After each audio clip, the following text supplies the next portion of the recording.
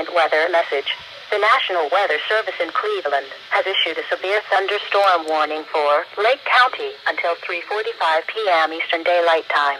At 2:55 p.m. Eastern Daylight Time, the National Weather Service Doppler radar indicated a severe thunderstorm capable of producing quarter-size hail. This storm was located near Paynesville and moving east at 10 miles per hour. Locations impacted include Paynesville, Perry, Madison. This is a dangerous storm. Seek shelter inside now and stay away from windows.